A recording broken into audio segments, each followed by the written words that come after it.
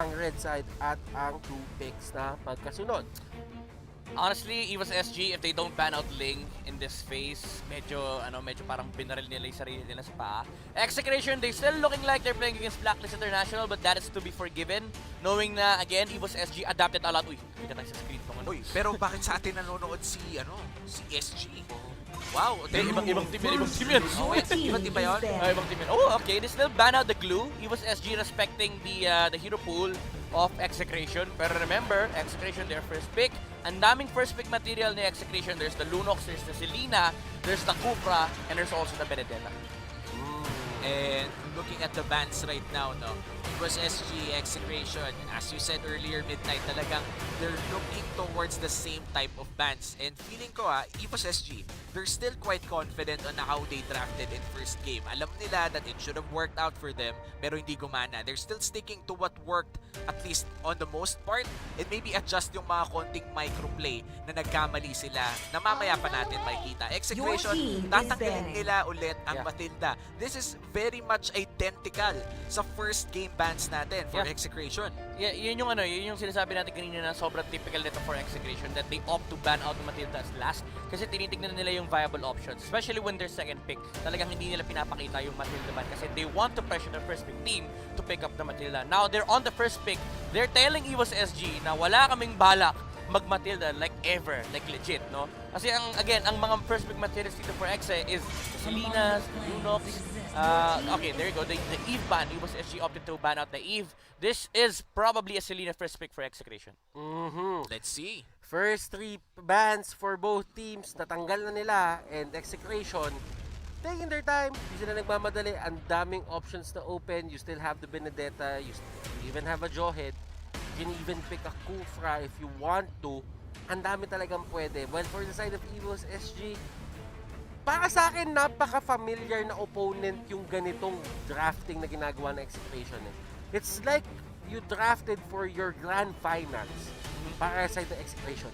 And Execration, feeling ko nga pwede pa nilang ilabas. Sa tingin nyo ba may ilalabas pa silang Bane Faramis dito?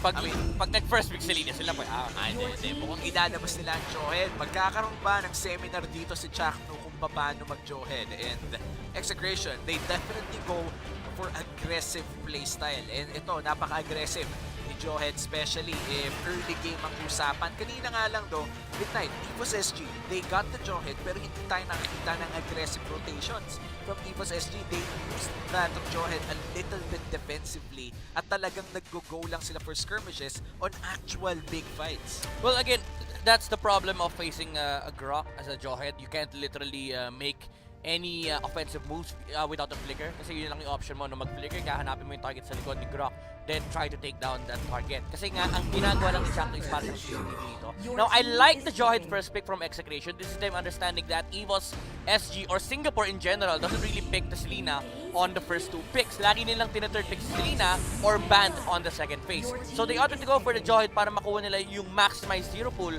with Chacknu, and they let go of the Granger Benedetta para makuha nila yung Selena. So this is overall good understanding from Execration as to how Singapore likes playing with the 2 picks on the red side. This is quite scary for the side of Execration. This is the tempo setting heroes na hinahanap ng Execration. If they ever command yung rhythm nga, katulad sinabi natin, if they want to be aggressive, they can. But right now, hero stats ni Harith, it's a 100% Okay na. Pwede win na. rate. Pwede na. Ano pwede na? Hindi ko Pwede nakita. na. 100% win rate si Harith. Nako syempre, 1 game pa lang, pero 100%. 4 games. 4 games Four na ba? games. 4 games. So, match 4 na. Ayaw nga pala, sorry. Akala ko for this match lang. Pero yeah, Your 100% team is win rate ready. on this Harith plus a Selena pick from etong Max. So nabanggit ni Butters dito na merong tempo control ang Evos SG. But for Execration, feeling ko yung tempo control nila may skill shot lang. Kumbaga pag kumagat ang kanilang Abyssal Arrow o kumagat yung eject sa tamang target, mabibreak nila yung tempo na meron ang Evos SG. But I love this Popol and Grupa pick, ha. Talagang gusto nilang Your tapatan team ang is ibibigay ng Selena. And Popol and Kupa, Evos SG, that is going to be their Your pick. team is And banned. Execration, Lunox naman na kanila tinanggal. Well, for Evos SG, tinanggal nila yung Lord na pwedeng gamitin ni Kel VJ. Actually, I like the Popper and Copa pickup from Evos SG. There's no Farsa potential anymore as they already saw the Selena and Harith. Now you have to take out the Lancelot of KLBJ. Even if it's not the best assassin that Execration has played, it's really good against the lineup of Evos SG. Yung Popper and Koopa, Benedetta, and Granger, napakahirap labanan ng Lancelot if you have these three heroes. Unless they're willing to let go of the Lancelot and pick up something on the sideline, like for example, the Parats. Para lang may ma-maximize nila yung fact na pwede kasing i-pick ni Execration yung Selena tsaka Lancelot. So most likely parang, alam mo, tinetelegraph lang ni Evos SG. Okay, maglalan Selena sa Exe, ang ganda ng first pick Barat sa atin sa second phase. Yeah, and they ban out the Pakito. Ibig sabihin, inopen nila yung sinasabi mong Lancelot and Execration. They ban out the Farsa, even if it's more of a reactive. Kumbaga, ayaw nilang may kalaban na Farsa on Evos SG side. Now, they have actually ang daming options ng Execration dito ngayon against Evos SG. The Selena against the Popol and Koopa alone would be a battle of information. But apart from that, the tempo could easily switch between two teams. The early damage coming in from Granger and Benedetta versus yung early potential na tumama yung mga skill shots neto ni Selena to the follow-up of the Jawhead. Again, Execration versus Evos SG, based on the first 3 picks alone, talagang magiging ano yung term nyo doon? Yung pag sobrang ma-action Bakbakan. Bakbakan? O balagbagan ng Balagbagan. mga action Jackson. Madami. Hinahanap ko yung term eh. Kasi merong Action Jackson eh. Oh, marami. Ayun yung Lance. Ayan na yung Okay, Lance. I pero like ito, it. Lance and Uranus, ang last pick ng Execration, last 2 picks rather, Evos SG, they go for Rafaela, which means there is a probability na kumuha na sila ng tank side laner. Kasi nga medyo kulang yung kanilang tanking potential. There's two ways to go about this for USS. Tama yung sinabi ni Batis kanina, tank, semi-tank actually, like the heroes of Yuzong, Babarats.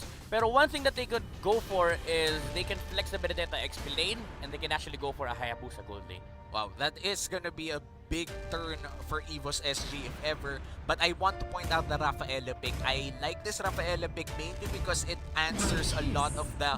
Oh wow, they're actually gonna flex the Benedetta, but they're not gonna go for a gold lane Hayabusa. They're gonna go for the Alice instead in the gold lane. Panapat dito kay Kendra. It is a great catch. Madali siyang makapag-zone out ng mga tao sa sarili nila ng mga comfort zone, specifically yung mga Zaman Force. And this is going to be interesting. Evos SG, are they gonna take us to a game number 3? But right now, we will introduce the players with their heroes at kung hindi tayo papasok sa Land of Dawn, yung bilog na naman ay lalabas anytime soon. Nasaan yung sound effect? Hindi nyo naman ginawa eh. Ba't yung sa akin inaasa lahat? Ay, pasensya na kapatid. Papasok na tayo sa ating game number 2. Ano yan? Ako na play-by-play, ako pa sound effects? Syempre. Siyempre, kaya ka nga ang core idol. Alam mo, dagdag bayad yun. Dagdag, 500 per game. 500 per sound effect. Oh, Pero mamaya na tayo sa sound effects. Let's head out to the Celestial Palace for game number 2 ng Evos SG versus Execration. And at I think this is standard rotations coming in for the side of Evos SG. Medyo gusto lang nilang maging safe, kumbaga. Tinitikitan na nila si Granger. Alam nila kung ano nangyari ng game 1. Yeah, you know what? Honestly, I would have preferred the Esmeralda pick for Evos SG over the Alice. Kasi gets ko yun, gets ko yung idea. You're against Uranus, pero you're also against a Harem. Medyo losing match na kagad yun for Evos SG. Esmeralda was the perfect pick if they want to go that route, no? Yung mage side lane na kaya lumaban against Execration. But then again, what Alice provides for Evos SG is the constant lane pressure and the mobility factor of the hero. Something that is really important against the likes of Selena's, Lancelot, even against the Jawhead. And Evos SG right now, girl, mukhang babagsak pero very low HP lang pala. Good thing meron siya Purify doon just to bail himself out. Pero kasi ang papansin mo dito for Evos SG, dalawang Purify na nila ang down. And this is gonna be big for Execration dahil ang first turtle natin mag-spawn ng 35 seconds from now at medyo malayo pa ang cooldown ng Purifies na yun. It's gonna be a big advantage for Execration. Kendra, confidence showing already with that TP. Binabawian kaninong game 1, pinatay mo ako.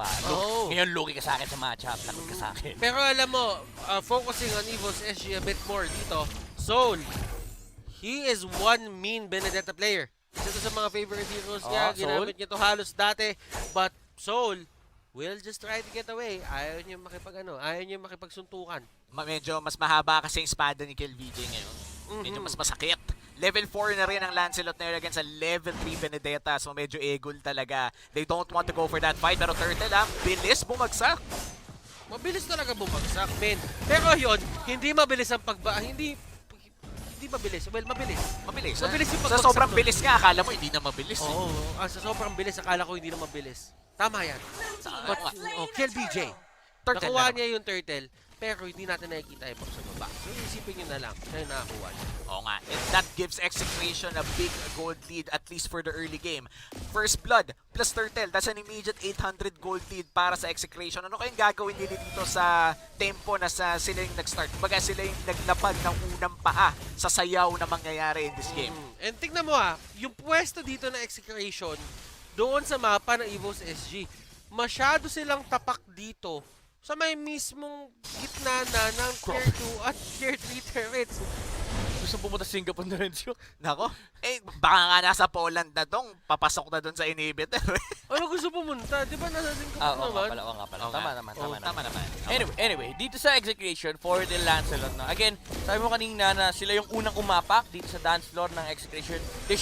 They have a Selena, so they can get they can take resources much faster compared to Evos SG, and they're also playing Lancelot. As a Lancelot in a game, you'd want to establish at least 1,000 gold lead. Then you start taking up the resources of the enemy kasi kailangan leading ka talaga against the enemy para ma-burst on mo yung mga targets na gusto nyo patayin. And si Soul ang magiging target sa may kabila, but Kelra still alive! Oh, wow! Wow! Grabe yun. Ang galing ni Kelra dito, humanap ng lusot dun sa rotation ng 4 na tao.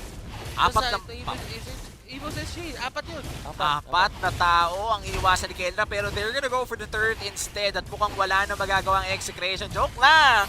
Naubusan ng minion. Naubusan ng minion indeed. Potato. They might just actually give this up kasi nandito si Chacknu. Yeah. Ayaw nila pahuli pa. And si Pokemon dito. Oh! Naman, unstoppable force. Panis! Pero look at that arrow. Connection. Chack to max. Nako, it's gonna be another Pokemon na nahuli. Game 2 na, gotta catch 'em all pa rin, Butters. Katakachemol, Kelra.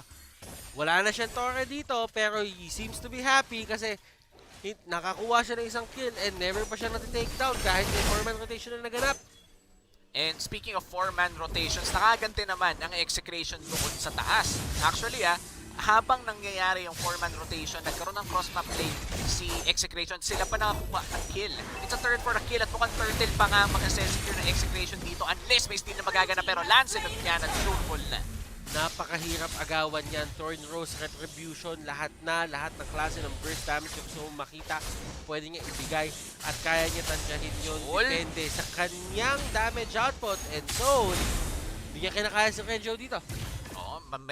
Kumbaga parang exorcist, binato pa nga si Pokemon, karakatsin mo lang naman. At eto si Pokemon na naman ang pinaka-target pero hindi nga siya tutumba. And speaking of tutumba, at mukhang tutumba dito si Sol, pero grabe ang damage, Phantom Execution in! And girl, Potato, Kiel. sila ang target dito ni Kiel pero Kiel forced to go out. Grabe yung ruta niya doon. Grabe yung ruta niya doon. Nakita mo ba yun? Oo, para naka-GPS to. Naka-GPS. Lumiko pagdating sa ganyan. Never ka pwedeng mawala. Sabi sa kanya ng GPS niya doon, pagka-dash mo kay pagka-dash mo dun kay Pokemon, turn left. Tapos, turn right. Si Chacknu, nakahuli ng isang member dito. Soul goes down, Pokemon goes down, and KLVJ once more! Definitely once more! And kinagat siya ni Kichudom. Masyadong mabilis palibasa, naka-smart 5G. Sobrang bilis talaga ng pasok doon ni Kuya mo KLVJ pero nakakagat Kumbaga, alam mo yung pag tumakbo ka ng mabilis sa aso, mas nalo kang hahabulin. Pero sa side track ko lang kayo sinolo kill ni Endomax si Soul sa top. Oo nga Nako, alam mo tama, pag-usapan natin yan. Sinolo kill nung Selena yung Benedetta. Gaano ka kalupit para magawa mo yun? Si Renjo dito, naiwasan lahat ng bullets, pero yung last bullet pala ay tatama pa rin. Nagantay si Potato na mahawakan ng alis para straight line, hindi niya kailangan mag-isip kung saan niya itatapon. Kung yun yung tipo na pag hindi pa tumama, kasalanan mo na yun. Wala nang slow, na-snare pa nga, Potato, he lands all of the bullets at mukhang papasukin dito si KLVJ. Phantom Execution in! At gusto niya lang talaga mag-take Arrow. down nung ganong mga minions. Pero, wow, Evos, JPL, tatakbo lang sila. And it seems to me na mas magiging maganda para sa kanila yung pag-take down ng turrets at pag-control ng mapa. Yeah. Again, bumabalik tayo sa signature playstyle ni Evos SG, yung constant pressure sa objectives. And this is where you start seeing the benefits of having an Alice. Kahit hindi ganun kaganda yung start niya sa laning stage, the presence, no, yung threat, na kapag nag-objective sila, may isang hero na pwedeng biglaang pumasok against Execration. And Jack 2 going in, ladies and gentlemen. At Ano? sa daming Wow! niya. And Kelra, Zaman Force, hinahabol si Potato, and Potato can get out. Si JPL ang pinaka-next target para sa kanila, and Jack 2, yung hinahabol kanina, siya na ang nahahabol pabalik. At tatakas na sila doon, keeping the casualties low. Nawala man sa kanila si Etomax, pero nakuha. Isa pa! Pero sinamahan mo pa ng isa. Makulit, makulit. Pumasok pa ulit at binigyan ng Execration. And Execration akala mo malapit nang bumagsak si Chackno pero hindi siya bumagsak ng walang ganti. Flicker out, binalik, Naku po, binalibad sa Pokemon. buong tropa. Pokemon na naman! At dami sana pwedeng puntahan ni Pokemon doon. Kaso hinarangan lahat ni Etomax. Nako. And Execration, they definitely control the tempo right now. 3K gold lead and a 7 kill lead as well for Execration. At lahat ng turtle sa kanila din napunta. Yeah, honestly, this is something that you would expect on the side of Execration whenever they get Jawhead and Selena. And gusto ko yung item build-up ni Renzo, yung Brute Force breastplate first item. Siya yung kumaga parang CCTV naman this time around, hindi na si Chackno. Kasi ang trabaho ni Chackno dito is to set up and make sure na may mapapatay kagad sila sa side ng Evos SG. Kaya ang ganda nung play niya kanina, nung akala natin si Execration yung lugi. Pero pumasok pa si Chackno, sabi niya, akala nyo, di ako lalaban Tinapon niya pabalik si Potato para maabot siya ni LBJ at ni Kelra. Slowly but surely, yung members dito ng Evos SG, kumukuha sila ng torre left and right.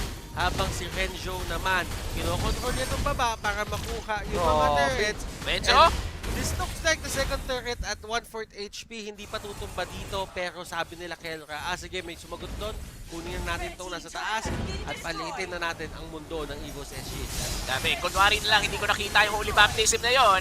But right now, there is a fight happening, ladies and gentlemen. Evos zone. Next target, Kelra, is going crazy sa mga bagay na ginagawa niya dito. And I feel like Evos SG, they could have gotten that fight. Kaso hindi talaga tumama yung holy baptism ng Rafaela. If they got Kelra early with that ultimate, that could have been a different story. Pero nabigyan ng free reign si Kelra dahil nga dun sa hindi tumamang ultimate, Zaman Force na pag, only dash, only damage, and kita naman kung gaano nakasakit si Kelra at this part of the game. 5-0-4 o naharit. This is a dominating performance coming out from Execration, Evos SG. Considering na sobrang ganda ng start nila, it seems to me na hindi talaga nila mahawakan yung kalamangan na meron sila pagdating sa early game papuntang mid game. Yeah, medyo nakikita din kasi natin yung playstyle ng Evos SG. They're really Oy! not good. Tinamaan na Oh. naman! Sa pool, Grabe, isa sana pa. naman. Ay, mukhang may takas. Safe na. Efas siya doon, efas siya. Pero muntikan na naman ng Renzo. Makatakas Oh, kaya wow. siya dito. Final bullet pa tumama. But still, fact remains, kahit ma-take down yung si Renzo, there is still pressure on other sides of the map. And papansin ninyo, it takes a lot of resources. Ang daming resources na nasasayang kapag tinitake down mo ang isang Uranus at full HP. Yeah.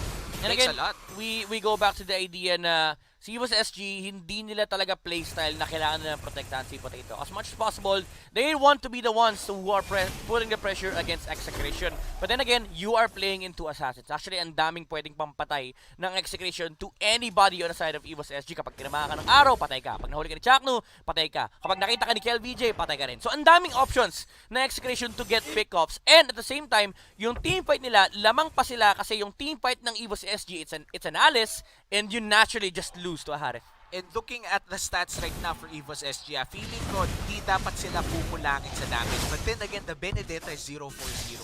Dapat hindi sila kinukulang sa damage dito. They have 2 supports, sure. Pero meron silang Benedetta.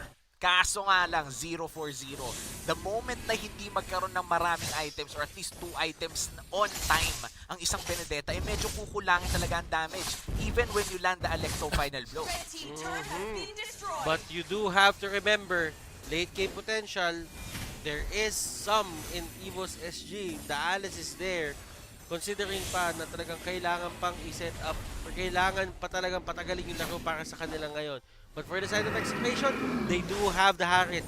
Meron pa silang Kill VJ dito at Etomax na kayang mag-pick up ng kahit sino at certain moments, and si Chack2 pwede pa siya maghain ng kills para sa teammates niya. Despite being dangerous for Execration, they will be securing this Lord, pero konti na lang eh. That could have been a 3v5 or a 3v4 for Evos SG, pero hindi nila kinuha. They didn't risk it. Yeah, things will about to become worse for Evos SG. Na-pick up na yung Divine Glaive kay Kelrad. That Harith, yung damage output itong taong to, it's gonna hurt a lot on the side of Evos SG. Yeah, si Sol tumatakbo, tinatakbuhan niya talaga at yung Evos SG, hindi na sila lumalayo doon sa kanilang base. Alam nila na sobrang daming pick of potential na meron niya yung Execration na isang maling tapak nyo lang, literal, kaya kayo pasabugin. And Renjo gets out, pero nahuli sa likod si Potato at hindi ganun katagal yung pagkaka-disable sa kanya. Kenra, ayan, nakagante ng isa. Bagsak dito si Alice at mukhang Torre ang susunod nila. And that's a 1-4. Arrow? Wala namang nangyayari. Wala namang pala. Easy ka lang. Wala namang nangyayari. Practice na. Oh, kinagat lang. Konting pagpasarap. And as you can see, there is a Lord going for the turret doon sa may taas. And unti-unting nawawalan dito ng space ang side ng Evos SG at tumama na naman kay Soul. Pero Soul is much more ready sa mga ganyang areas. Kumbaga parang may arrow to the heart, laging may arrow to the soul naman dito sa ating game. Grabe si Ito, sobrang lalim naman. Sobrang lalim.